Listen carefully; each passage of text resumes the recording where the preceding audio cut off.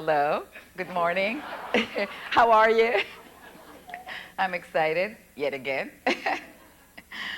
Okay, remember, those observations are for the perspective of the performer, not the teacher, which I'm becoming slowly. I did play a few thousand concerts, but still. So my lawyer said, nothing I say today can be taken against me. Truly, if there was one formula, I could sell it and be really rich, right? So there is no such a thing. The subject is something to do about preparing before a concert. In other words, how do we get ourselves ready for the moment? So all of us are different, obviously. Some of us can create moments of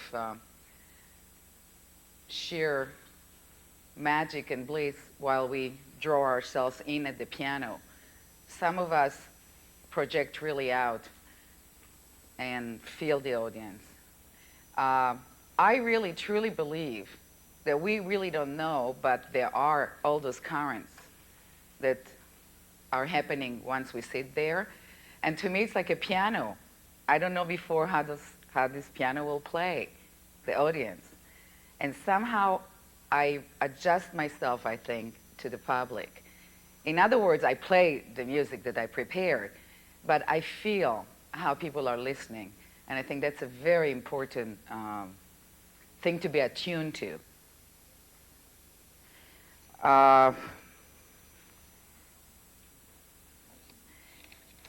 So therefore, if we are really attuned to it when we're sitting here, the concentration will draw people more to listen to us.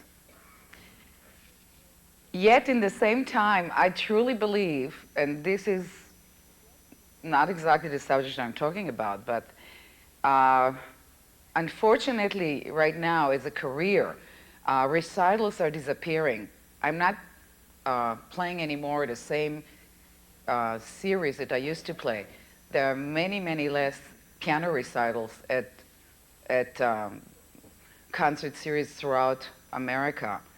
And it's a loss that we're all feeling because that's one of the most beautiful things to do, to play a recital. It's a real communication, it's a real sharing, it's a real experience. And I think one of the reasons are because we don't take chances. I think we prepare too well.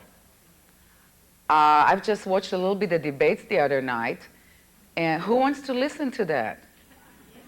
It's so well prepared, it's so well oiled, it's so perfect. It's almost like it wasn't human. It's like we knew already what they're going to say. It was predictable. It was the most boring recital I've ever heard. So I really believe this applies to us. Truly, the recitals we want to go to are people who we know will astonish us, will hold us mesmerized, will excite, will say something new. It's better almost to say something than nothing at all, even if people disagree. And I've had my share of bad reviews, God knows. But it was always, I wouldn't say violent, but some of them were. But it was almost better to have great reviews or horrible reviews than no reviews or reviews that say she played very nicely, which almost never happened to me, unfortunately. Sometimes I wished. So this is something very general about the way we prepare, about the way we play. I just judged a few competitions and we just could not arrive at the first prize. And then there was a third or fourth prize which we wanted to share among all the very well prepared pianists. We just could not decide who was better prepared. And one girl recently, I really loved her playing. I could feel who she was. And I went to her and I asked her, and she said, well, she really wanted to win. So she underplayed. She was very careful. She was very, she took her time. And I wanted to tell her we were dying to hear something. We were dying to hear something that says something, that makes us feel, that makes us think. Why did she think that?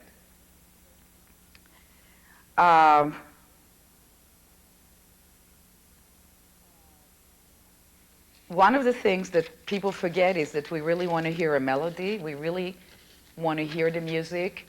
And I find that many youngsters just are afraid to play out the melody. Maybe it's like for saying an opinion.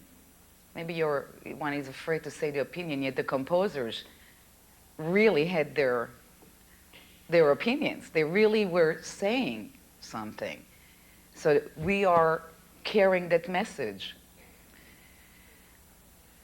This is some thoughts. Now, observations that I've made about some of the things that work before playing a concert, or some of the things that really work. A way to do research is you do percentage, or what, like my husband, the doctor, does research papers, so it says you get 100, and then out of it you draw your conclusions. So let's say when I'm on a tour, and I play the same concert night after night, or every second night, which happened to me quite a lot. My observation was that actually the concerts when I was the best prepared, when I ate well and wisely, when I didn't drink, when I was totally slept, I had time to come and sleep before and all that, those concerts I didn't play as well. I swear I did not. Somehow, I'm maybe jumping the gun right now, but I think because I was so well rested, my brain had time to tell me all the wrong things as I was playing. I don't know if you have this machine talking there as you're playing, and it always tells me all the things I don't want to hear.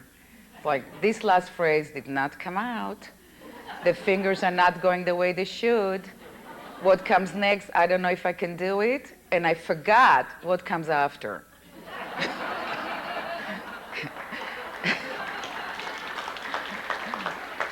It's really true, no matter how many concerts I've played.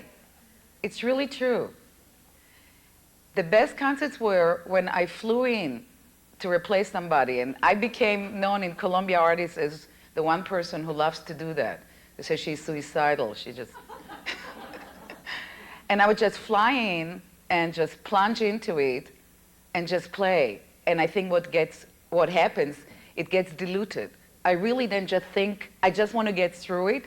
I just remember my plan, the structure, how I conceived the piece, how I worked on it, so that everything that I have done all my life, we cannot say I just prepared right now, obviously not.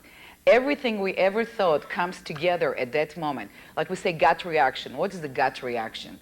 It's really everything we ever think that comes in a snap. So that everything that I worked on, the passages that I prepared, everything I dreamt of, just gets said in a burst of spontaneity, which I think makes for the most successful performances. I remember some anecdotes. There was a concert with Zubin Mehta, and I had a new dress, because we played every night, and I thought the orchestra is tired of seeing the same dress. So, you know, in Israel, you play like 13 times in a row, because there's so many people who want to come to concerts. And actually, the best concerts are the first and the last. In the middle, you sort of get slowed down, and you know all the problems, and they're coming up. So in the beginning, you don't know them, and in the end, it's almost over, so you play your best. So anyway, I bought a new dress, and the zipper broke. This was, I don't know, 15 minutes before. And some woman in the orchestra, we all frantically looked for some thread and needle, and she stitched me in the back. She just stitched it. And I know that the whole concerto, it was actually one I didn't like, Tchaikovsky No. 2. And it just goes on and on and on and on. Do you know, it just goes on and on. And Zubin wanted no cuts, so, and I just remember that I tried all the time just to sit straight. So God forbid that zipper is not going to break. Zubin said it was the best concert. For the first time, he liked it. Another one that's a good one, my debut in Albert Hall in London with Stokowski. He was still alive.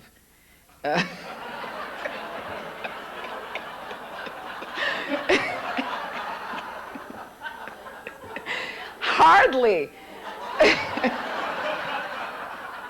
It was the Paganini Rachmaninoff variation, which unfortunately I became famous for, but I made a lot of money with it, so what the hell. And it was variation number 18, you know that well, when it ends. And at the time I was young, and I made a big spiel out of that ending. It just went on and on and on. And I'm there doing, you know, the last chords very quietly, and I want to create this atmosphere that nobody will ever forget.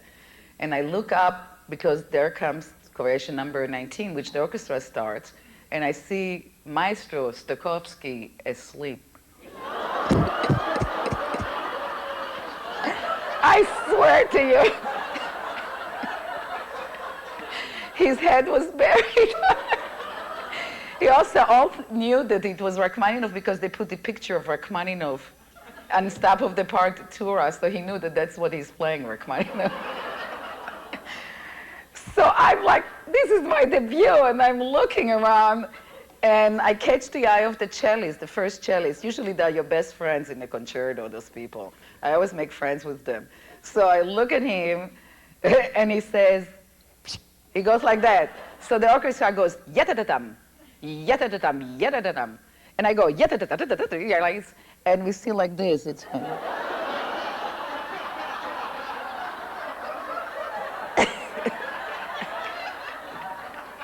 he had those fingers. I shouldn't have such a good time here. I was, okay, so you think I had time to remember then all the little shtikelach I wanted to do in the concerto? I just played it. It started my career. Another one was a Tchaikovsky with Kondrashin. I just learned it. Because I quit playing when I was 19 for 10 years.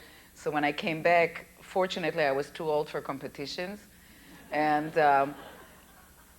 somehow career started. I mean, it's a long story, but that's for another talk. And I played, they wanted the Tchaikovsky, they wanted the company, London wanted to record it. So I said, of course I know it. Who doesn't know Tchaikovsky? I didn't know it was that hard. So I just stayed up the whole week and just learned it day and night, day and night. And then I just went there and I played. I didn't even know it was hard. And I really wept. I'll never forget how I wept after I played it, because I knew I'll never play it like this again. I never did. I stopped playing it after a while because I never could recapture. For that concerto, I needed to really love it and be excited about it, and I just could never play it like that. So thank God there's a recording going around, but I'm not playing it. So, so this is for the fun part. I really look at the score before playing. I really do.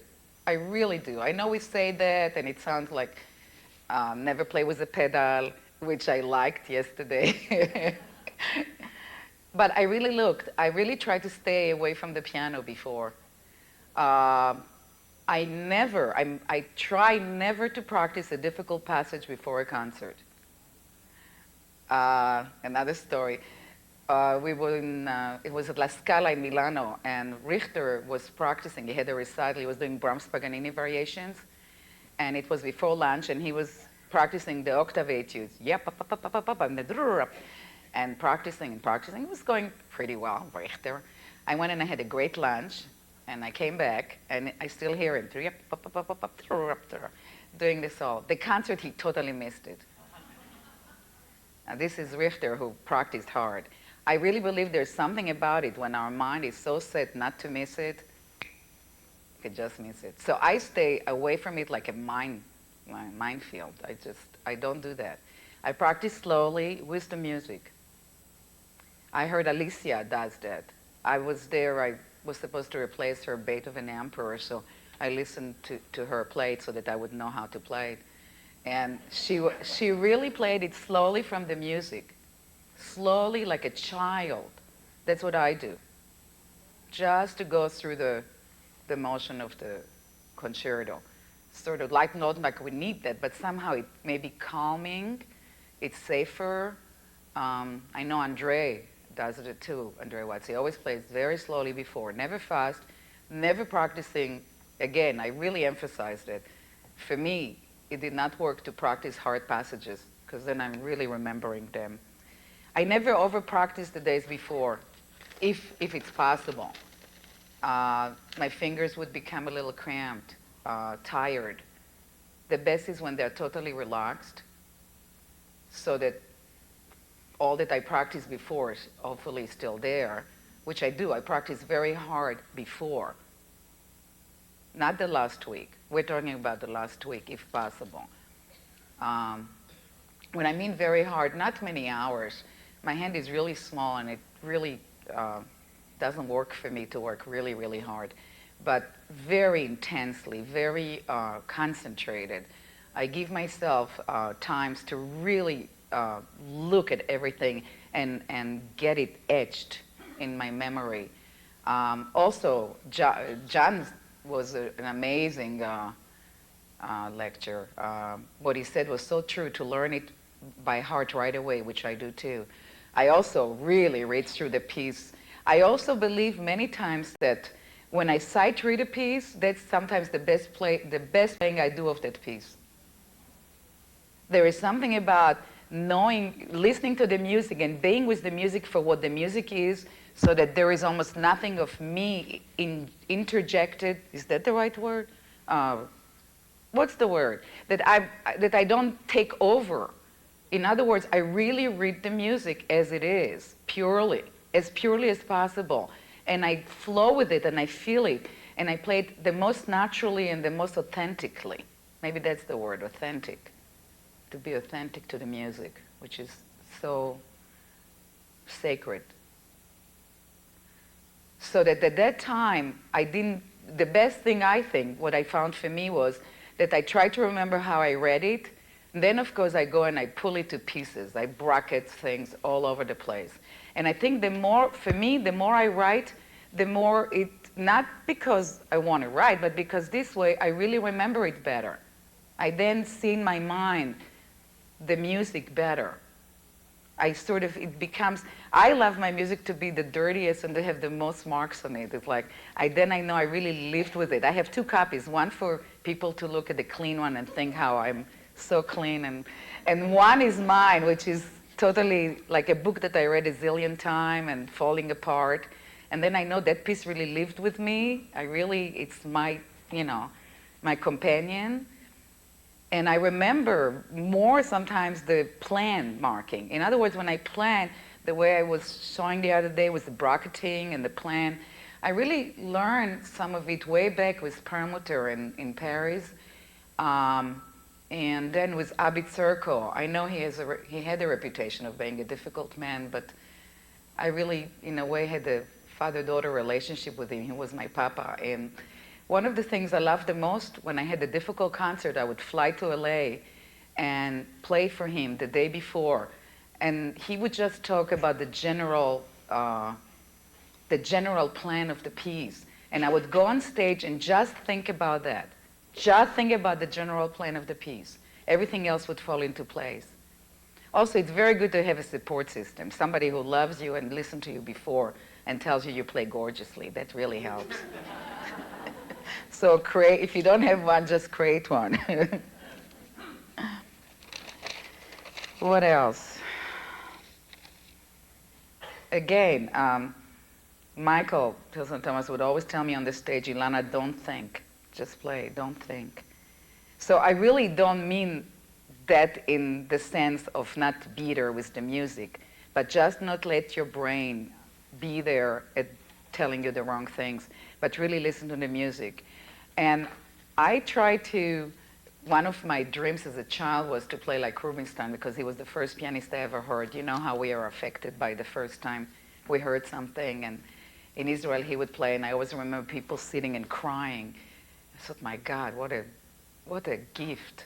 What an amazing gift to have, for people to be so moved. If I could move people just a little bit. And what he really did, he was singing out the phrases. I remember this more than anything else. That beautiful, big, ringing tone. He would put the soft pedal on sometimes and play fortissimo, the note. I still do that. It works sometimes. Depends on the piano. Be careful. But something about really sharing oneself with the audience, really sharing the music. and being as a vessel to the music to ring and sing through. So that I would think there is a melody there that they would like to hear. I want to share that. Creative programming is important. It really is.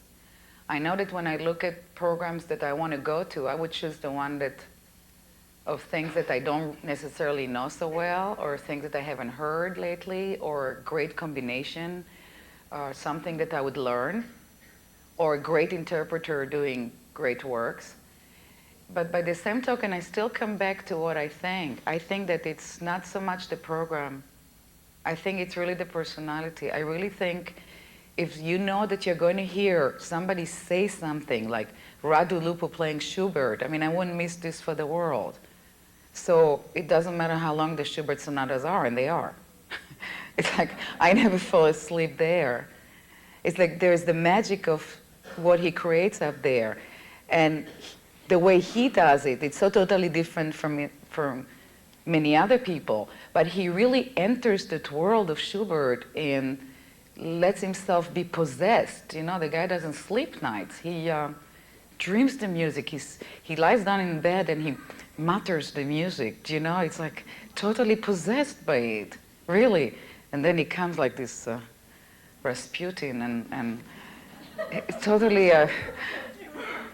But you see, it's really to do with almost an obsession we have, and if we let that be to us, then we'll communicate it in a way that will be irresistible. I really think we have to let go of that super perfection and over careful, and it brings a depth personalization. I really believe that this is where it's at, bottom line. I would give myself, I would say every year, to have at least one new program, recital program, which for me was a lot, because I really want to know the piece as well, as you said. When do I think it's ready? So I would play it at home, I would play it for friends, I would play it in school.